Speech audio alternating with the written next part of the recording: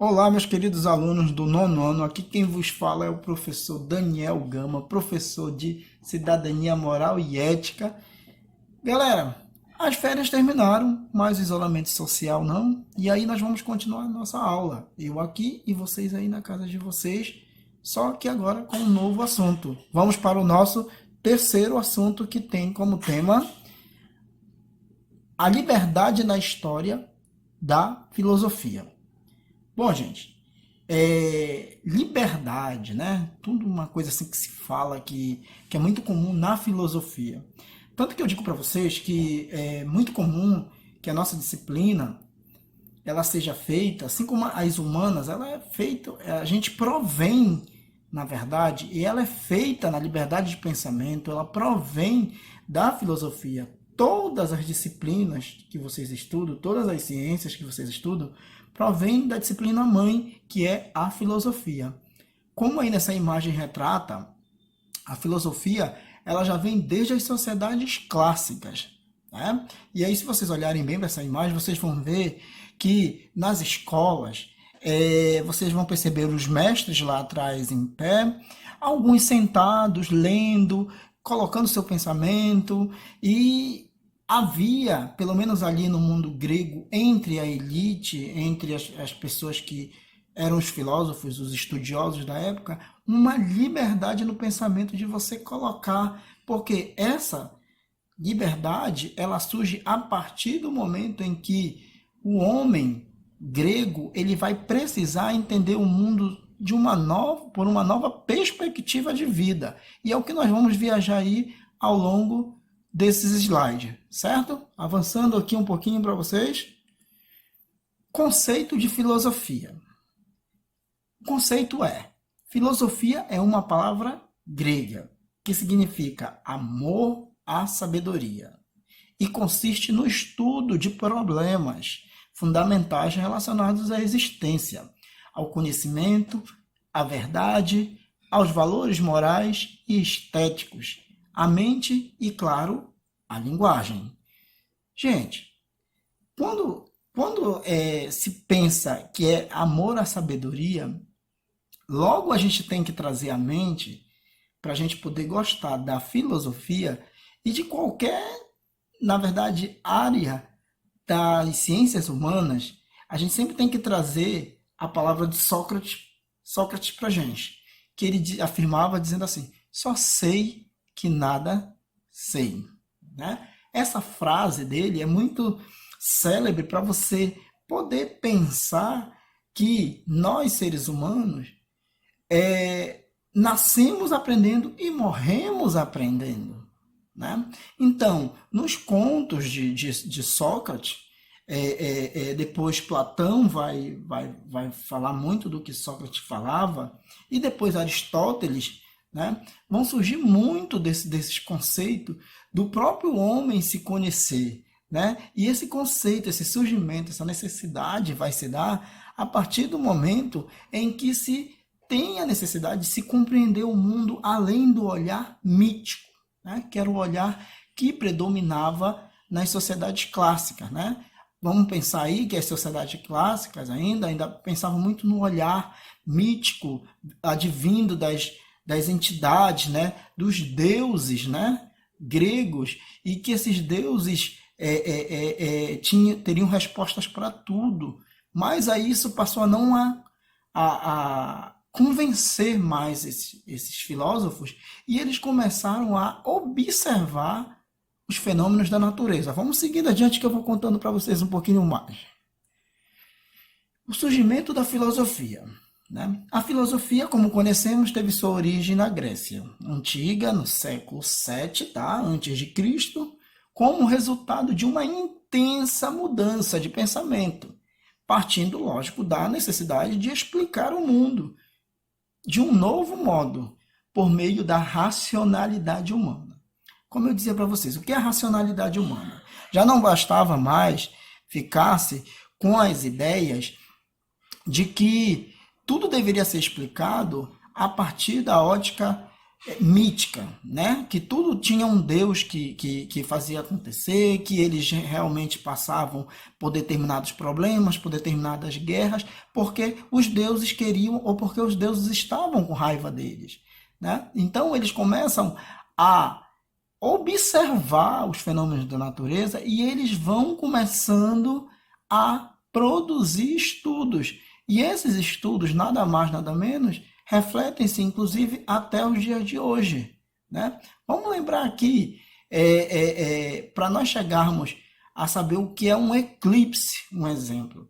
Nas sociedades antigas, clássicas, um eclipse era tido como, às vezes, uma praga, né? E o que era um fenômeno natural, né? Vários eclipses aconteceram naquela época, mas assustava os povos daquela época porque eles ainda viviam sob a égide do mítico, né? Pensando ainda no sentido da vontade dos deuses, tá? Que fique bem claro isso para quando a gente se encontrar novamente e for debater em sala de aula, para vocês saberem me responder isso, tudo bem? Vamos avançar.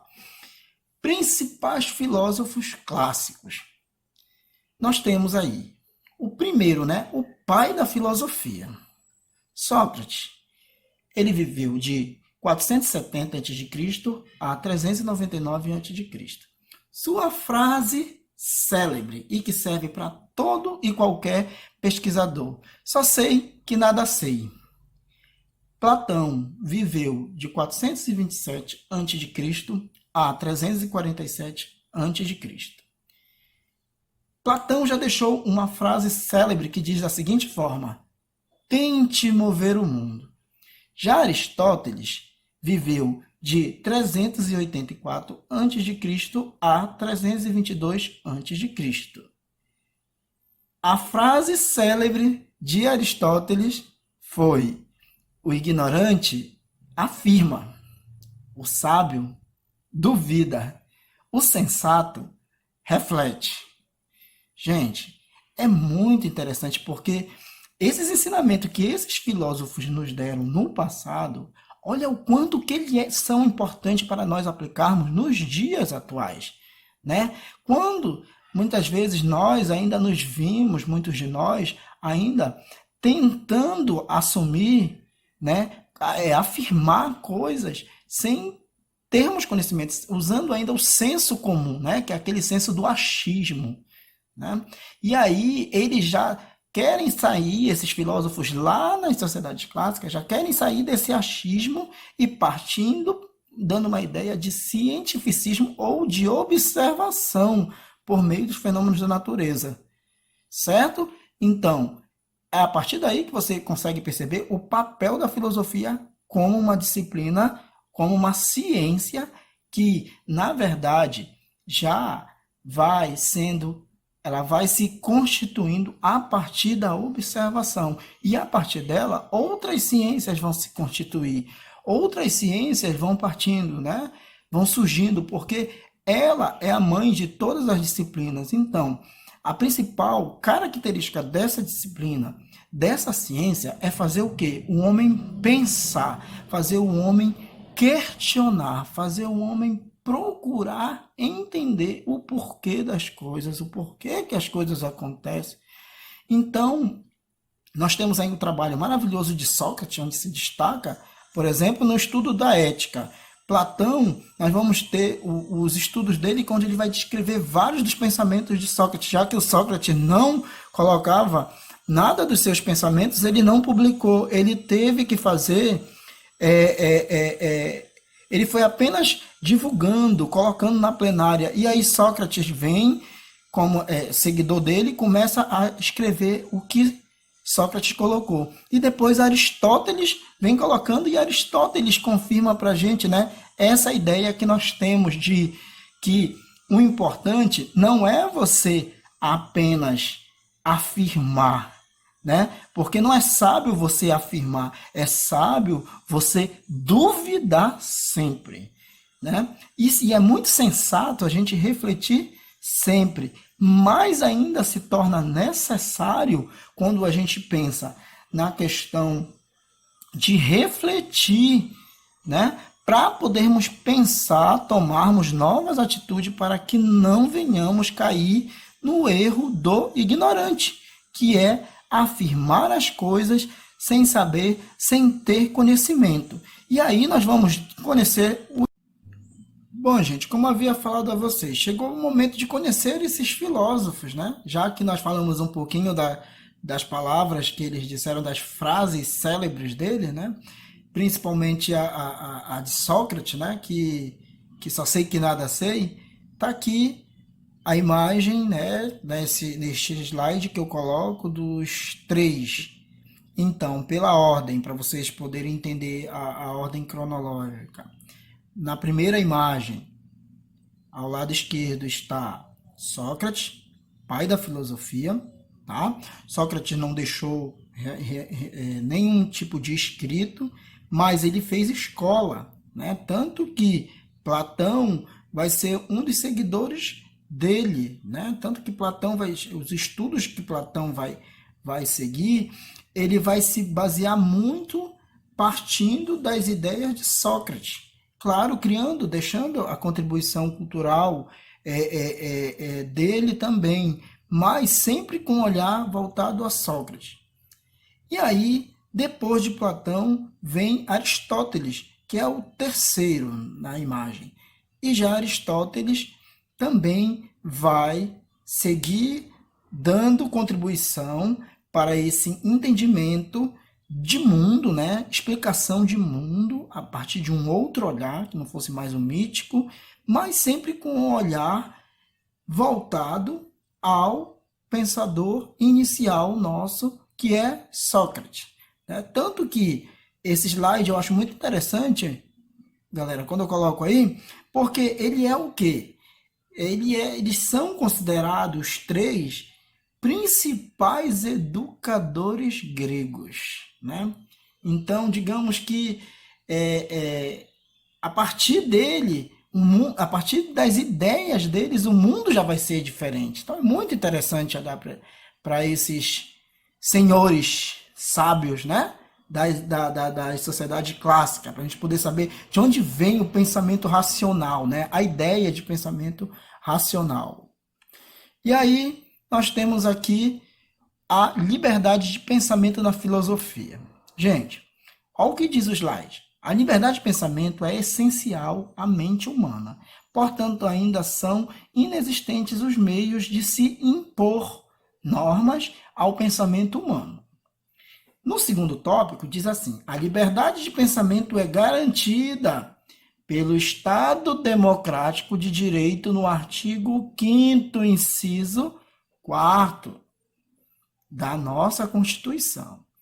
Então, a liberdade de pensamento, na educação, por exemplo, nós temos a liberdade de cátedra, né? Que é um direito fundamental do educador, dele ter a liberdade de pensamento, desde que respeitando, né,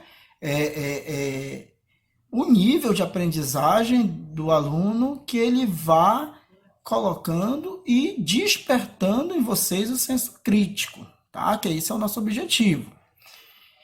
Já a liberdade de pensamento, ela é garantida justamente no Estado democrático, aí no artigo 5º, para ser uma expansão para que todos tenham acesso a essa liberdade de pensamento, não somente o professor, né? Quando eu digo para vocês que é muito importante que no ensino-aprendizagem vocês contribuem, a gente faz ciência a partir desse momento. Por quê? A história, a filosofia, a sociologia, a cidadania moral e ética, que é um braço da sociologia, só é construída a partir da contribuição de vocês.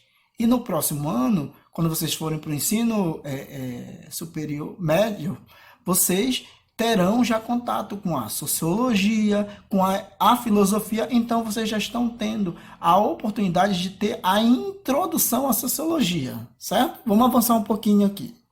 Gente, eu deixei para vocês aí uma atividade de 5 questões, todas referentes aos assuntos que nós trabalhamos aí no slide, tá? Não custa nada dar uma olhadinha lá no livro também, tá bem no início, logo lá do primeiro capítulo, tá? Só que eu acrescentei, né? Nós vamos ter o livro, mas a base mesmo das nossas aulas é os slides, né? O que eu iria usar o quadro aí com vocês. E vamos lá e até a próxima.